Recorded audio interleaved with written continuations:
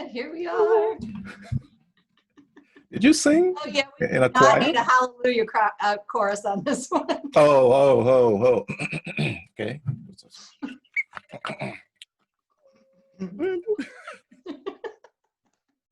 You play high, I'll play low. Okay. Traci, how are you? How are you doing? Oh my goodness, I'm good. I'm being a little playful right now. Yeah, I am Please be good. How are playful. you? I'm excited. I am pumped. I'm alive. I'm blessed. I can take on the world right now, Traci. I'm telling you, I can take on the world because we'll talk. You hear it. You hear it. You, I hear some ownership going on over here. sister. And you got the Listen. haircut. You just, yeah. What is that? Aerodynamic. So there's no stopping you. The wind can't even stop you. So hey, got the cul-de-sacs going on here, or you got to come in there, see if you want to go, and then keep going. I'm embracing it. Love it. That's what we need to do. Work with it. Work with it. Yep, right? Yep. Let me get. Now I'm disappearing here, right? You got the talking head, literally. Gotcha. I got to do a couple things down here, but we got to get the notes going because I know it's going to be a great talk today. What's going on with you, Traci? What's going on with you? Well, this has been a busy week, right? Most of us are back to school this week, right? So for all you out there with kids who just went back to school, right, virtually. Although my family, so my brother and my sister-in-law are in Denver, and I was just talking to the kids a couple weeks ago. My niece turned 7, and so we called her on the phone. I said, "So are you guys looking forward to school and all that?" "Yeah." "And Traci, we're going back." I'm like, "You're going back physically?" And my nephew was so cool. He's so funny. He's like, "Yeah, we're gonna go back, and we have to wear our masks and all this." And he says, and there's no air conditioning. I'm like, "There's no air conditioning?" He says, no. I mean, they have air conditioning, but they're not going to turn it on because circulation. And I'm like, oh, that sounds, I didn't say it, but I'm like, oh God, that sounds miserable. Yeah. Welcome. Got the masks and no good. But Denver's a little less humid. A lot less humid than is here. So AC, without AC, they'll probably be fine. I said, you know what you should do, James? You should ask them, you should petition for being able to wear your bathing suits to school, and during recess, be able to run through the sprinklers. He's like, oh, Aunt Traci, I'm totally going to ask if we can know something. Oh, Aunt like, Traci, don't start getting those kids in trouble. You're getting them in trouble.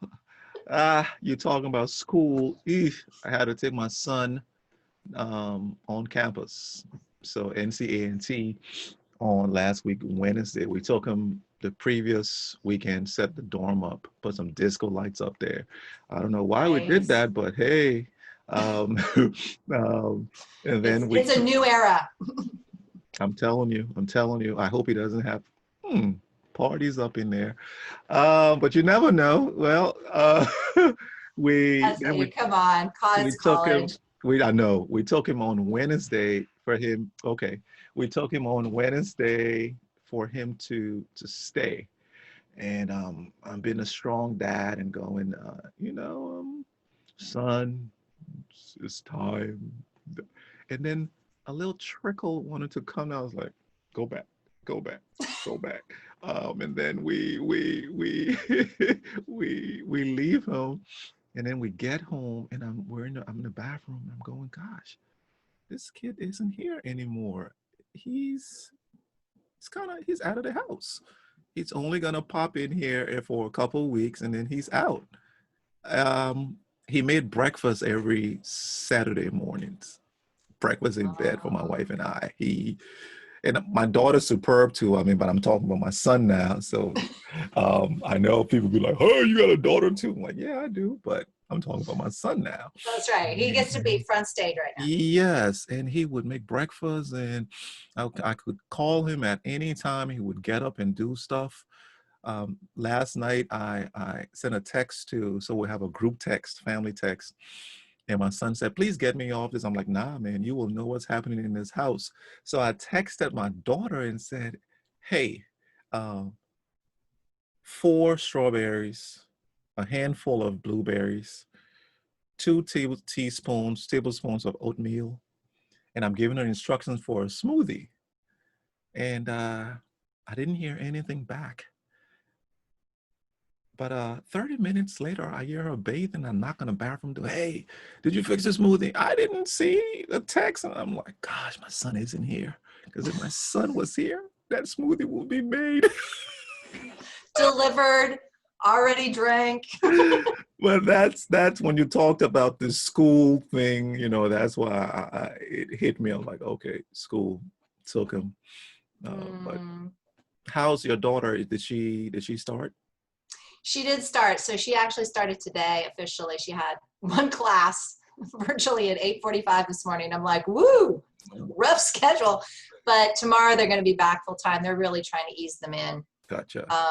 And so it's great. But yeah, she is excited because she just turned 13. So she literally, you know, they're starting early this year. So normally she would have, you know, a couple weeks before, well, like a weekend and then a full week before school starts. Now it's like it was literally the last weekend before the school week started, and so she had a little blowout 13-year-old tent party. Wow. Go girl, go girl, go girl. Everybody was in their own separate tents. I mean, our backyard looks like a tent community. Oh, really? So it totally does. Barbara Hemphill just hit us with mask and no AC. Sounds horrible. I know. Yes, Barbara. Barbara, I'm with you, man. That's what I was thinking. I was like, oh, somebody needs to be doing some sprinkler time. Like, there's got to be a way in here. Like, you can't be having the kids all day doing that and not give them some sprinkler time. So how's you? So I see the hair. The last time it was back, right? I mean, I've got the hair all. I've got my hair. You know, like you can't be wearing your hair the same. True. You gotta show up. Well, I mean, I got hair to work with. Sis, come on, look. This thing, I can grow this thing so fast. You wouldn't even know. I want it comb forward. Don't make me come on here with my Afro wig. You know what? I'm gonna do that. I'm gonna do that. Like last time Traci was telling me I didn't have hair to work with. This time I got too much. I got all the hair. What's on your mind? Don't even notice Traci's hair right now because you got my hair on camera. What's on your mind, Traci? What's on your mind? What's on your mind? So this week has been. Did I stop you from saying something? Because I think you were about to say something and I jumped in there. So please continue. Probably not. Probably it's not important. I'm like, I don't know. What was I going to say? I can feel it. I can fill in lag time like no one's business. So it's probably not important.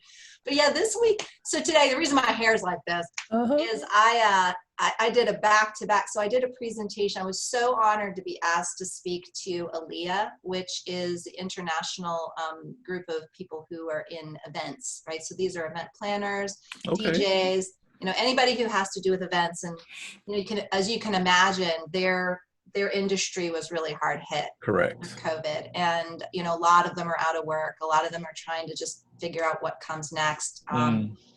And yet they're still moving forward. And this is a really large. This is chapter Raleigh-Durham chapter. So there's chapters all over the world. Correct. I think it's international. So I was asked to be their first virtual speaker. They normally would have these. I think it was like quarterly blowouts. Like you can only imagine the events arena.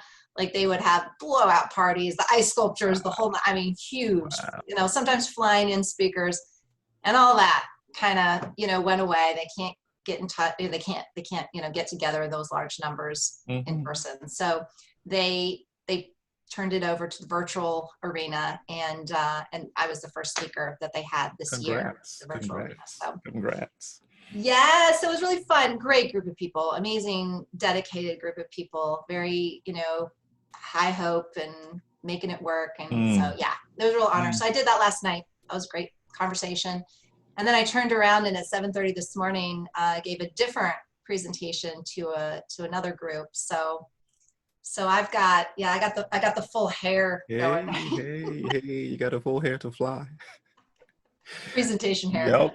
Wow. Wow. Congrats. Congrats. That's exciting when you get into new markets, I would say, right? A new segment, but still have the same niche that we talked about the last time, right? Leaders and, visionaries, and setting that course for them. That's exciting. So what did you talk about? So last night it was about zone of genius and kind of some of this. Yeah, I know. I love that. I could talk about that all night long. I had only 45 minutes, so I had to make sure it was in that period of time. And I tried to have fun with it. It was more of a TED Talk type, talk. It wasn't so much, like the standard webinar kind of talk, Gotcha. or training. It was more, to be engaging and inspirational and, Correct. and, informational as well. But so that was fun because I got to put together my slideshow and I was like, if I was doing a TED Talk, what kind of slides would I want? So that was a lot. That I actually really enjoyed that. That was a creative outlet for me over the weekend. That's excellent. And then we talked last time you and I spoke, remember I was talking about owning that space and like saying, I work with visionaries and that kind of, so in this morning's talk, the guy who was supposed to introduce me was not prepared and he didn't have his notes. So he's like, oh shoot. He's like, Traci, can you just introduce yourself? So I was like, yeah, sure. No problem. So I'm telling everybody and I'm like, I just put it out there. I said, I work with visionary leaders, right? So specifically visionaries are very different kinds of folk. And I kind of gave a little blurb about, visionaries sometimes working with them is like herding cats, but there's a reason for that, is that there's a certain environment that visionaries need in order to do what they came here to do and do it well. Right. Do you know, like 5 minutes after I got off that talk, because there's a little bit of, Q&A afterwards and some networking. And 5 minutes later, I get this email from one of the participants and he's like, oh my gosh, I'm a visionary leader. I am struggling with this, that, and the other thing. It's everything you hit on in that little sentence. I need to talk to you, right? If I hadn't just said it, Correct. Right? Correct. It wouldn't have necessarily sparked that piece. And so it's kind of fun to be in these arenas more and more where, I can actually remind people this is what I do. So that was kind of neat. You know what? You touched on something, Justin, that so as you were talking, I got it and I'm like, oh yes, that's what in the moments. So hey, we say eavesdrops in the moment conversations, that extemporaneous speaking, the things that happen when you speak from your heart rather than from paper, the moments where you are just being yourself, being organic and not scripted. Your truth just oozes up to the top. Hey, I hear myself talking. Your truth oozes out, and what needs to be heard is heard at the moment. So yes. I had a conversation with a lady this morning, thinking as a client, but got introduced, and before I get on the call, I pray and say, God, because every call, God, let me be intentional. I don't want to come here dilly-dallying, intentional and strategic. So I put my what you call all my conversation points that I'm going to have in there for prospective clients. And I go, well, welcome to the call. This is a get acquainted call where we will go over how I can help you if I can. It's not a sales call, da da da da da. And she says, well, I know I wanted to talk to you about that, but the person who introduced us said that, just get to know Wulwyn. I'm like, oh, excellent. I said, that's good. I said, I'm adaptable. And we start to talk, and lo and behold, the call is just what she needed and what I needed. And the conversation did not even touch business. It touched it for a second or two, but it was more what she was saying and what wisdom that I had, that God had given me to share, word of knowledge or, a prophecy that was given to her. And we're on the phone. I mean, we're on Zoom looking at each other like, did we did we really just have this conversation? I just Mm. got to know you and you told me everything about your past and everything about you in this 1 hour. In fact, it was 15 minutes. And I bring that to say it's so important for us to sometimes leave room for error. And when I say error, leave room for that organic piece, leave room for you to speak your truth and not speak your script. Because in Mm. speaking that truth, in speaking your moment, I would say speak your moments. When you speak your moments, there are people listening who, um, destiny catchers, people who want to catch something that you're saying, they are listening. And if it's so scripted, you would go on a script and that person wouldn't be privy to hear that which comes from your heart. I love that. Yeah. It's what I feel too is it captures the brilliance. And brilliance is a co-collaboration Mm. between what's within us and what God intends for us to be as a mouthpiece. And that's where, people get to hear brilliance. It reminds me of, so his book, Originals, Adam Grant has a part where he's talking about Martin Luther King Jr.'s I Have a Dream speech. Have you Mhm. ever read that book? What is it? Adam Grant. It's called Originals. It's actually about visionaries. It's about visionary leaders. And he uses famous visionary leaders of the past to make the points that he wants to make about visionaries and the Tracy, importance of them. give me that name again. Adam Grant and the name of the book. Originals. Originals. And I'm just typing it in there for people to, in the comment box for people to. Thank you. Yeah, thanks for sharing that. So he talks about Martin Luther King's I Have a Dream speech. And he said, he spent 2 months preparing that speech with his speechwriters. And then, of course, when he got up to do the speech, he started with it. And then the woman in the audience, yells out, "Martin, tell them about the dream." And from that point on, everything was ad lib. But what Grant talks about is that he said, his famous history, I guess there's people who their job is literally to go back in history and rate well-known quote, like speeches. Gotcha. I'm like, I want that job. That'd be fun. But when these analyzers or the analysis was done, because we had the copy of the original speech, on the speech he gave compared to the speech he wrote, they said that the speech he wrote wouldn't have gone down in history as anything special, right? But the speech that came from his heart and came from the moment is classic, right? It's gone down in history and then some. And so that's really that piece. And, when they say we prepare, we're not supposed to be preparing to do the verbatim, right? We're preparing so that we know we have the ground and earth, strongly and firmly beneath us. And we can just take off and fly and be in the moment and say what comes through. And so I always remember that when I'm giving talks. It's like, I never want to memorize what it is I want to say. Because I think we can our ego gets attached to the language. The ego's like, ooh, that's a good sentence. I want to remember to say that. That's the ego in us. That's like, I want to deliver the perfect speech. Like, I don't want to step on any toes, but I'm going to say something here because it's authentic. So there is and I won't mention any names, but there is a local, or there was, up until now, I don't know how it's going to run now, but there's a local company that put on this speaking engagement event. And so it was kind of a coupleship between speakers, and they're giving them the opportunity to get up in front of a live audience. Gotcha. And have it videotaped so they can use it for promotional reasons and practice.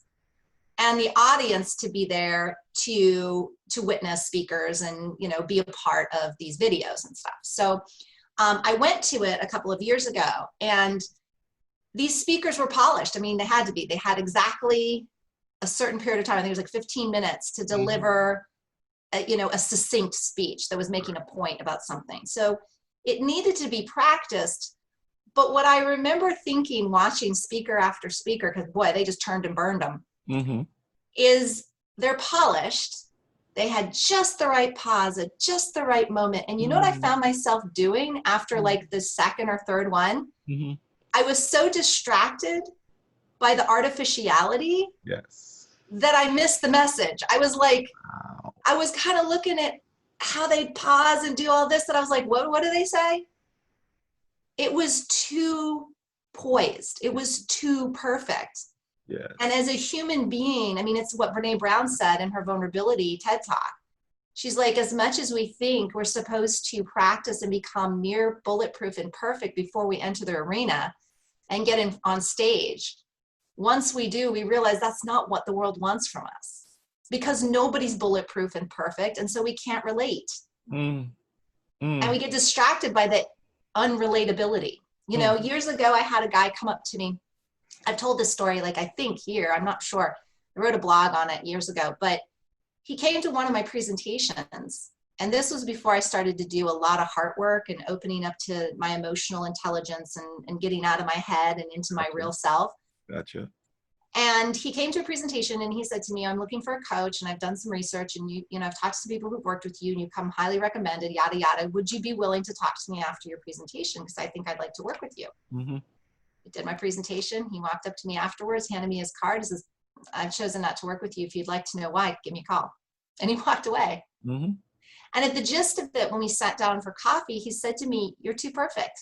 Mm-hmm. You're not available. I can't relate to you. I watched your entire, presentation was like perfect. You look perfect. You act perfect. Your Q&A was perfect. He's like, you're not real. Yes. He says, I know you're real underneath all that, but you're not coming across as accessible to me. And if somebody's going to be supporting me and guiding me to come and get to the deepest place, the most vulnerable place within me, it can't be somebody who's not doing it themselves. Wow. So what I'm trying to incorporate in this now is I'm looking at comments, right? I'm looking at comments because I want to draw the audience in. It's eavesdrop. Like it. It's eavesdrop, but they're eavesdropping and commenting. I will jump on a couple where a couple people said, but it's we talked last week about the last 2 weeks ago about spirituality, right? And I think the spirituality aspect is, the we're not saying don't be prepared. Be prepared. Know your subject matter. Understand what the arena you're stepping in, what it entails. Sometimes you have to be prepared, true, but leave room for humanity. See, Barbara, no, we got to give Barbara a hat. We got to start doing an eavesdrop hat or eavesdrop. Barbara would look great in a hat, I'll tell you. Barbara is hitting this comment. She says, well, what you were talking about, giving the Holy Spirit an opportunity to speak. She also did talk about what you were talking about earlier, and it scrolled up. But when you get in an arena, like what we're doing here, we don't know what we're about to speak on, but we do know we have words. And these words, when we lace them together, they'll make a sentence, they'll make a thought, the thought, a sentence, and then a paragraph, and then we'll have, let's see. We've spoken today about X, and that's what we name it, right? But we don't know who's listening, who will listen. You don't know who will listen to you. You don't know where you will turn out or up in your verbiage. But I think the idea is letting that spiritual aspect take control of this physical. Because am I going to go deep? Yeah, I'm going to go deep. Hey, Of course you are. I'm going to go deep. A couple days ago, I got up to meditate, and as soon as I sat down, Traci, the word acceleration came. God said, acceleration. I'm like, acceleration, okay, acceleration. Let me just study acceleration. So I go in and I study in the morning. I get up. So this was 2 a.m. And then by 9, 10, I get up and say, you know what, let me study acceleration. And I studied acceleration, and I see it's 1 Kings 18, I think, 46, time Ahab and Elijah No rain had come. There's and this, I don't know where I'm going with this. I'm being led to talk this, so permit me to talk this. This is eavesdrop. This is you and I on a conversation. Like, y'all, you gotta listen. Or So not. I know, yeah, or not, right? But Elijah tells Ahab, "Hey, dude, rain's coming now," because there had been a couple years of no rain.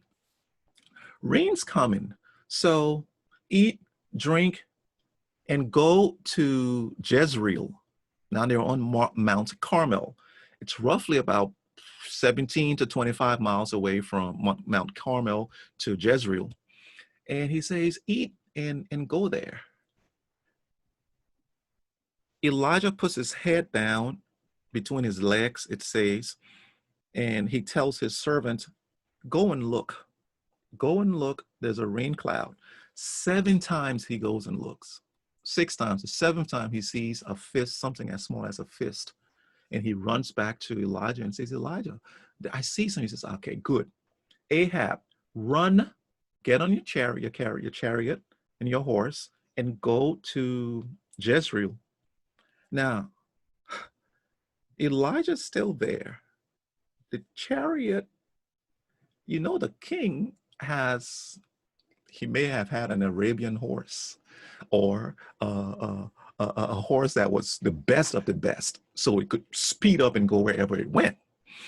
So the king goes ahead, and Elijah girds himself. He girds himself and he runs. He gets to the king, passes the king, and gets to Jezreel before the king. Acceleration. And this morning I'm studying, and it hits me, Traci. Traci, I'm telling you, I don't know why I'm saying this, but I know why I'm saying it. Rain constitutes, this is our spirit allowing us to speak. Rain constitutes a blessing, right? A downpour. This is something that they have been praying for. They have prayed for it and prayed for it and prayed for it. Now it's coming.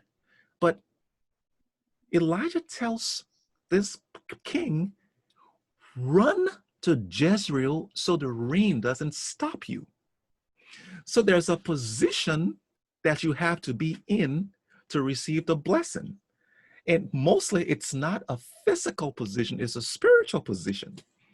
Get in that spiritual position, Jezreel, which by the way means, I looked at it, God sows. Where God is going to sow into you, Traci, run to that position, get to that place, so that when the blessing comes, it doesn't stop you. Most times, thank you, God. Most times when we talk about the blessing, we think that, oh God, give me a blessing, and we prayed for this rain and prayed for this rain. However, we're not in a spiritual position to receive this rain. So gird yourself. What does gird mean? Encircle. Make yourself, put a belt around you, protect. And that place that, so many things are hitting me now, and I'm going to give you a moment just now to feed in, because I feel you got some feeders. When he put his head down between his legs, was he looking physically? No, he was looking spiritually of a physical manifestation. So in order for you to see this vision, this thing that's coming to you, you got to put yourself in a place, in a secret place. And in that secret spiritual place, you start to see physical things, and people are there around you. And when you say, hey, this is about to happen to me, I'm about to be an author, I'm about to get on, they go, you? Hey, don't listen to what they're saying, because as you're in that spiritual place and you're seeing it, just in case you tell somebody, hey, go and look, go and see, this is coming for me. And if you tell me, Traci, and I said, Traci, I don't see nothing, girl. I don't see nothing. You're on mute. Maybe it's on for a reason, but you tell us to go there, and we say, Traci, you're a liar. But Traci, you've been in that meditating. You've been seeing it. There are some people in our lives who they don't see it, But if to stay just a bit longer, for 7 times to go keep looking for this thing that we see, when it does come, we have to be in that spiritual position to receive that acceleration and get it. Now, what does that all of that mean? Traci, dear, the turmoil you've been through, the turmoils I've been through, the prayers, the meditations, and those of you who are listening, you've been through, and people don't see it.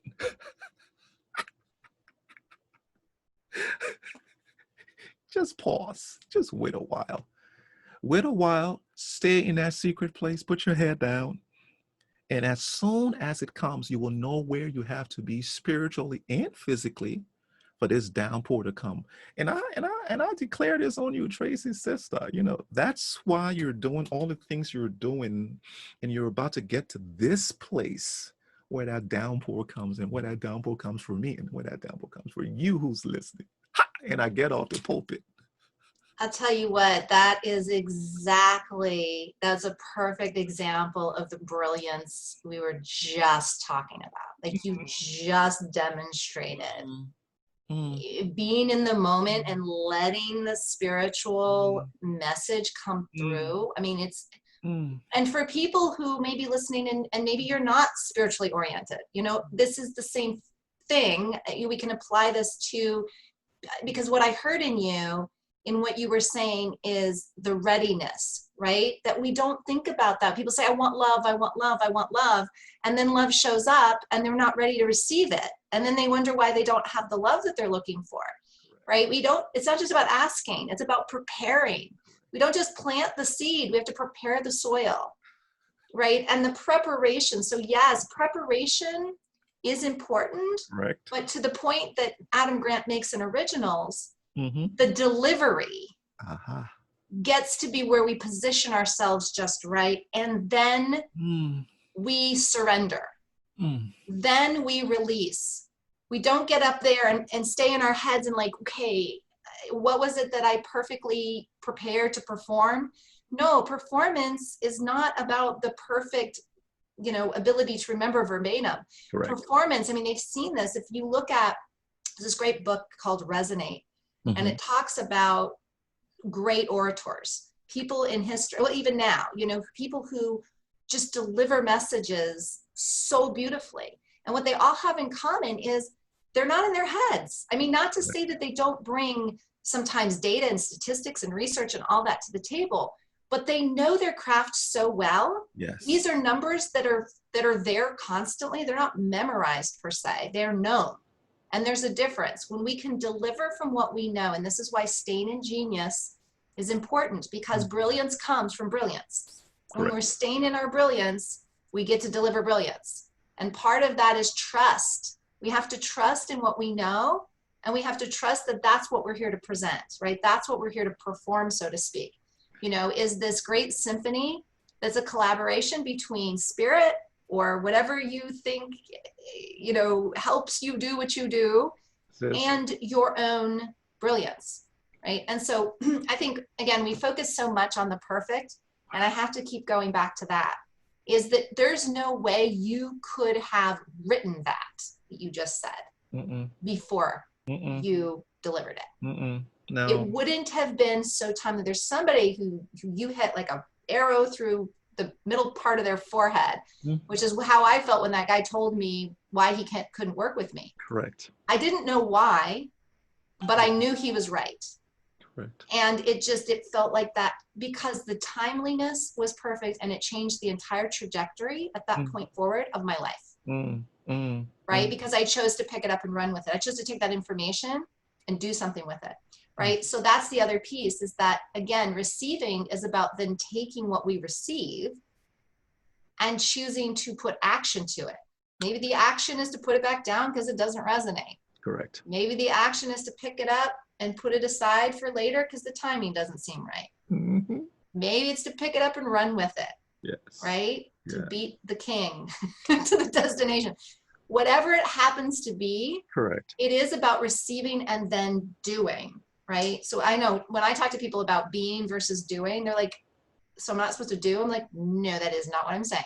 Just like I'm not telling you not to prepare. Correct. I'm just saying once you get to the delivery, there has to be more trust and faith in co-creating. Because when we don't have that trust and faith, what we're creating from is ego. You know, something's just hitting me also right now that there. So Kimberly says submission precedes acceleration. Kimberly Winborn, Yes. and Yes. which is so true. You have to submit. Yes, girl. The and being in a moment, having your papers, etc. It's not only for speakers. It's not only for coaches. It's not only for these businesses that deal with improving life, professional development, etc. It's every single thing. A journalist can be in a moment. A scientist can be in a moment. A a chef who's fixing something and then he gets inspired. That's what it is. It's inspiration. When you get inspired, stay in your lane. If you're a chef, stay in your inspired chef lane, and you start putting spices together. You start putting recipes together. You start putting ingredients rather, and then you taste it and you go, "Oh my goodness, this is the bomb!" Right? It's the president or the CEO or the mechanic, the artist. And if we but you said it about the Boca Regionals where Martin goes and he goes from his soul to speak. Most, if we look at most things that are viral, so 2020 calls it viral, but in the past is the fad, popular, the best. When we look at things that are the best, most of those things come from inspiration, comes from, I think this works. Like what we're doing now, not saying this is going to go viral. Yeah, it's going to go viral. Um, we sat down and we talked and we said, hey, let's put it out there. So to you, to people who are watching, people who are listening, the key is this. Give yourself room. Give yourself room to create. Be inspired. And if you're not inspired, I dare to say pause. Pause and wait for inspiration. And when I say pause, it doesn't mean, as you said, it doesn't mean just wait. Actively wait, meaning have the brain running, have it running, and then the delivery comes, the inspiration comes at the delivery. Whew. Ay, ay, ay. Ooh, you're on fire today. I love it. You were right. Like there was do the dance. Thank you. I'm telling you, sis. Okay. I'm telling you. You gotta celebrate. You gotta celebrate. Yes. You know, I always tell people that take that time. I mean, some people may get on here and go, these people are a bunch of goofballs. And you know what, we are, and we're having a great time. And I think that's the key piece is we know we're in our genius and everybody is a genius, right? Einstein even said it, and he's one of the -- 1 geniuses we know about in history. Einstein said, everyone's a genius. But if we tell a fish if we judge a fish by its ability to climb a tree, it will spend its entire life thinking it's stupid. Ooh. Right? So when I say to people, you're a genius, they're like, no, I'm not genius, because we're thinking, intellectual property. We're thinking our intelligence, right? Our IQ. But the number one, do you know what the number one characteristic trait that's looked for in leaders right now? Do you know what it is? Talk to me. High EQ.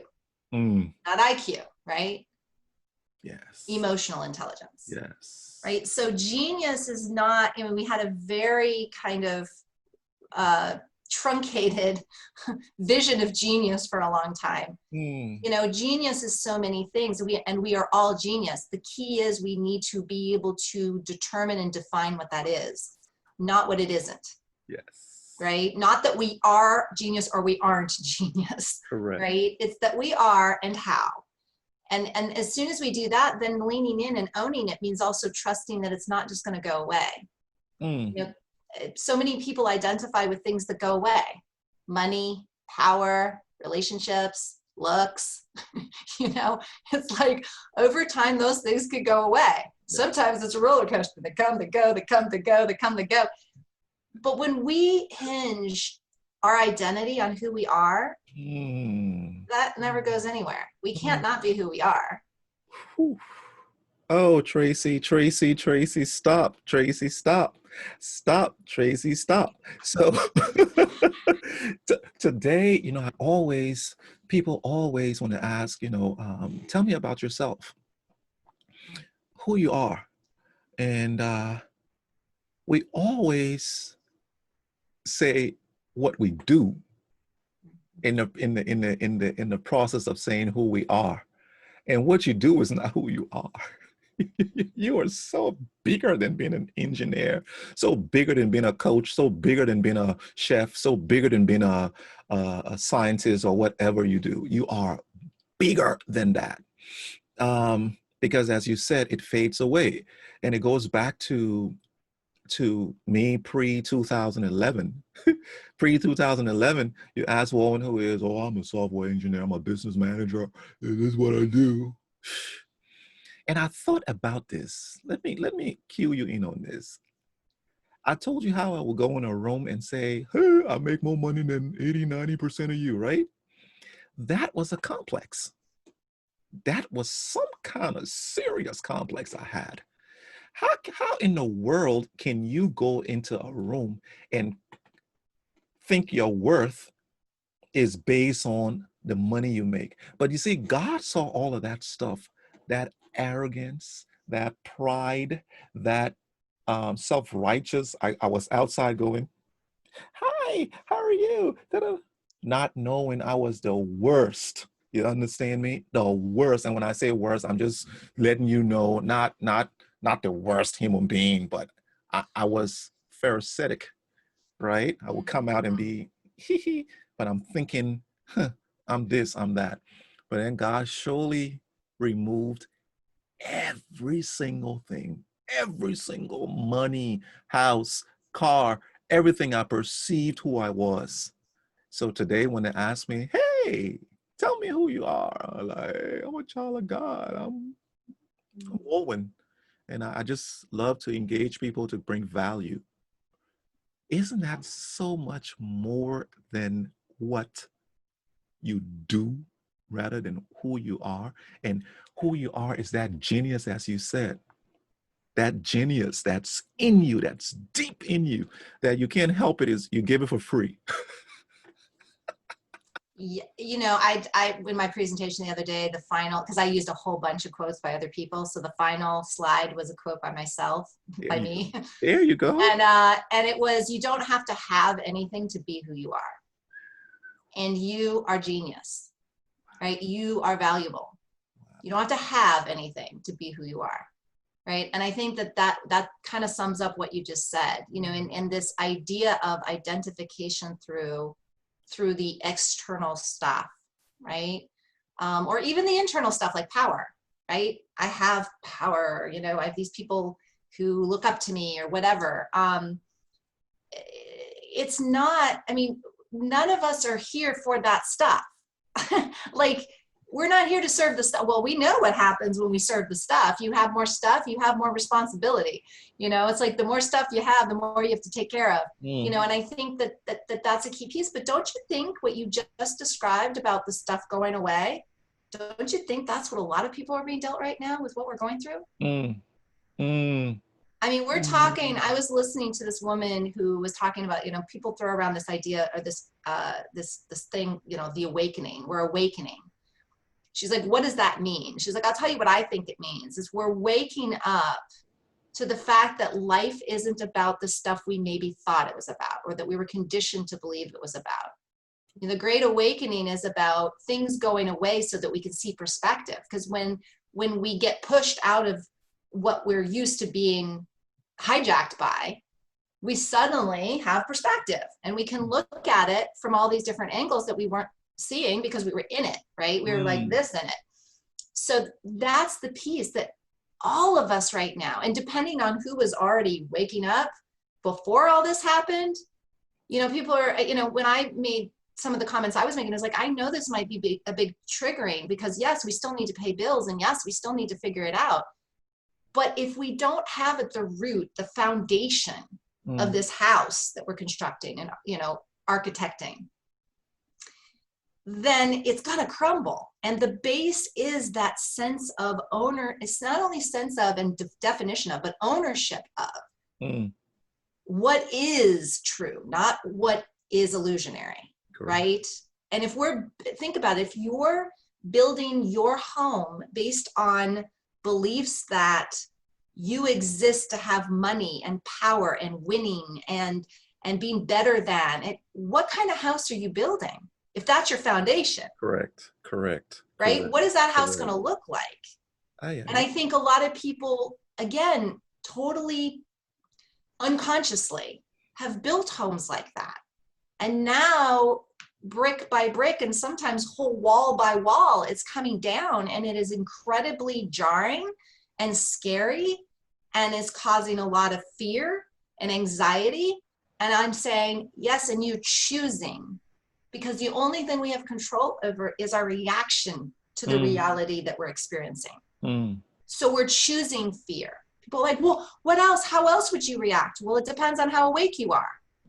So I'm not judging the reaction. I'm simply saying it's a choice. Right? And when we think we don't have a choice, I'm being forced into my home, I'm being forced to wear a mask, I'm being forced, out of my industry because it doesn't exist right now, I'm being forced, that's a victim mentality. That may be the reality that you're seeing, but you still have the choice of changing the story you tell yourself about it. And that's not insensitive, folks. That's very loving. Right? This is loving language. This isn't, they go, well, who are you? Like, are you sitting pretty and, it's easy for you because you're not out of a job. Oh, well, trust me, I'm 50% down in my clientele right now than where I was last year. Like, we're all struggling to some extent. Correct. But it's not going to help me to continue to focus on that. Oh, everybody's going away. Everybody's going away. Not enough. Lack mentality. It's certainly not going to take me to the next level. Correct. Right? And so perspective, yes, we still need to make things work. But if we're doing it from a foundation that's built on this concept, if I'm not winning, I'm losing, we're not going to get there. We're not going to change things. We're not going to rewrite history. Nope. We're going to repeat history. Correct. And if we look at the times when we were going through this kind of thing before, it got a heck of a lot more uncomfortable before we finally came out of it. Correct. So we can choose to go that route again, or we could choose to wake up and say, even if my experience in the moment right now is uncomfortable, I'm not going to catastrophize it. Correct. I'm not going to take what's merely uncomfortable and make it into dangerous. There's a book I'm reading right now. I'm sorry, I am hot on a topic now. There's a book I'm reading right now called The Coddling of the American Mind that I think everybody should read. Two authors, both work on university campuses, and their research comes from these American campuses. But this isn't just an age thing. I see this as a societal thing, because I see people in their 50s doing this too. Correct. But what they're finding is that we're becoming more fragile, right? That people are, instead of being resilient, right, and working through things and saying, oh, this is uncomfortable, but I'm going to persevere, they're saying, this is uncomfortable, you're triggering me, stop. Yes. You need to make it better. You need to make me comfortable, because I don't want to be triggered, because I'm already anxious enough. Do you know most, that was the language used, most people out there in college are on something, whether it's alcohol, regular alcohol, some sort of drug, or combination of drugs for anxiety or depression. Kids, right? These are still college kids. They're kids. Yeah. Right? And so they're so fragile that somebody says something the wrong way, or maybe they have to read a text about something in history that's disturbing to them. And they're like, I don't want to have to read this. It's triggering me. Correct. Yeah. And we're not learning to be resilient, because instead of telling ourselves that it's uncomfortable, we're telling ourselves it's dangerous. Correct. We're telling ourselves a story. We're telling ourselves. It is not by nature dangerous, folks. It's uncomfortable. Yes. Yeah. Regardless of what you've been through, it may be highly uncomfortable. And you may need some sort of support to be able to work through it. But if you don't work through it, guess what? You got to feel to heal. You got to own it to be able to move through it. Correct. Right? If we keep distracting ourselves and telling the world that they've got to make it pretty and nice and comfortable for us, we will never learn that. We will never heal. We'll just keep bouncing around from discomfort zone to another discomfort zone. The diamond comes when the coal is pressurized, you know, and I have, let me go over a couple of things. So Cornelius Kirk, hey, thanks for watching. Hey, Cornelius. He says mindset is everything, which is definitely true. Barbara goes in with, I think that the gift of COVID is making people slow down so they have time to think, which is exactly what you were saying. Barbara goes again. Hey, Barbara's got to get a shirt, girl. Barbara's got Barbara's getting a shirt and a hat. College and universities have failed students, you know, by teaching them what they think instead of teaching them to think. And lastly, Walter goes in. Walter Honeycutt says, "Thanks, Walter. Thanks for coming in, stopping by." That's so correct. I see it all the time in the classroom. I don't have any references but myself. You know, stories. There's stories of other people that I know, but I love to give stories of myself, me, because you know what? I have the authority. I remember, you know, just that entire period, 2012 to 2016, 17, could even put 18 in there, when the pressures of life came, right? And the pressures meaning the six-figure job was gone, the hi, Mr. Porte, can you fix this? Can you do this? Help us, come to this meeting, go here, go there, right? Wasn't hearing none of those words that I heard in the past. No money in the pocket, etc. And it boiled down to so-called depression. And as you said, it was uncomfortable. And I would have thoughts of, hey, I'm worth more to my family, to my kids now with the life insurance policy. So I could, you know, kill myself and all would be well with them. But little did I know that that process wasn't, and this is for people who are going through, you know, whatever you're going through right now. Little did I know that that process was more of, it wasn't depression, but I always say it was a compressive operation. It was compression, right? Because the difference between depression and compression is depression kills. Depression, it depresses you. It depresses you and goes down. Compression, though, is the coming to a particular pressure point and keeping it at that pressure point until the right oil comes. So olive oil, you compress olives, and it says if you do it too much, it gets bitter. If you do it at a particular, it tastes better. At different pressure points, different things come out, right? So God knows exactly the pressure that's needed in order for you to get out of that compressive state, because there are people out there who are going through it who may be being depression and die, but you have the oil to pour on that depression so that they see the light and understand that, oh, if you, Wulwyn, if you, Traci, if you, Barbara, if you, Walter, if you, Kenny, came out of that and you're here standing, I can come out of that. So when we are going through our uncomfortables, when we're going through our dangers, when we're going through those things that we perceive, oh, woe is me, I cannot believe this is happening to me. Pause and say, I'm going to be the one who will come out and write that book. I'm going to be the one who will come out and get on a podcast. I will be the one who will write the essays, who will be the balm to soothe the ones who never can come out of this. I'm going to be strong. Hey, Traci, you got the last word, and please don't do last week. Don't do last week. You better don't Well, I do. have the last word, so I don't need to do last week. No. Watch out. I might be the last I word. had to get Go all up ahead, in my sis. face then. You are so funny.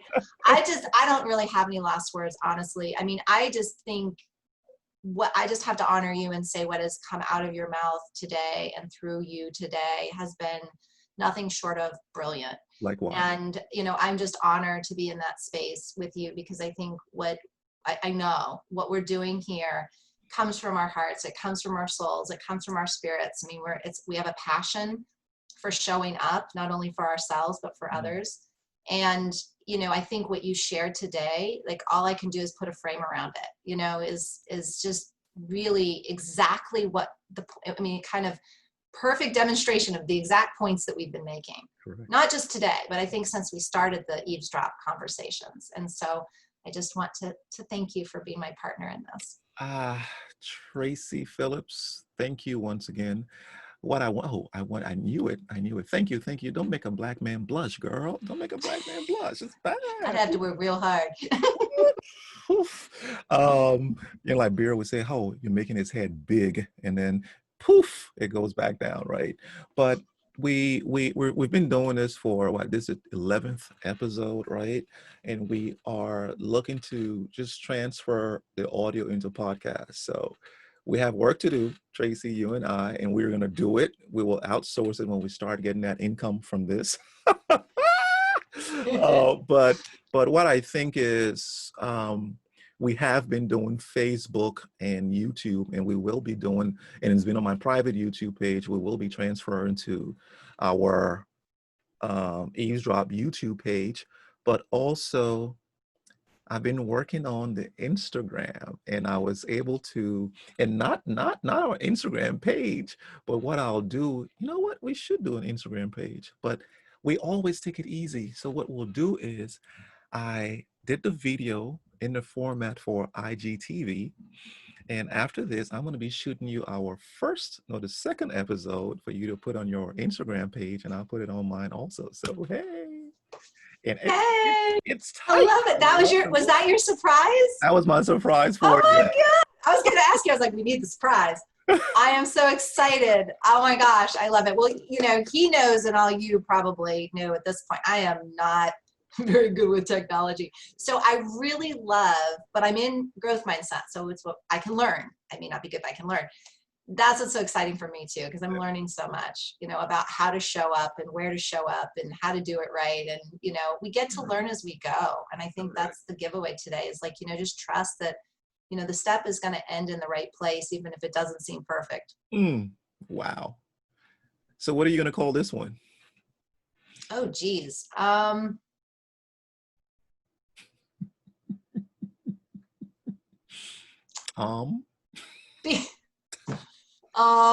Dot.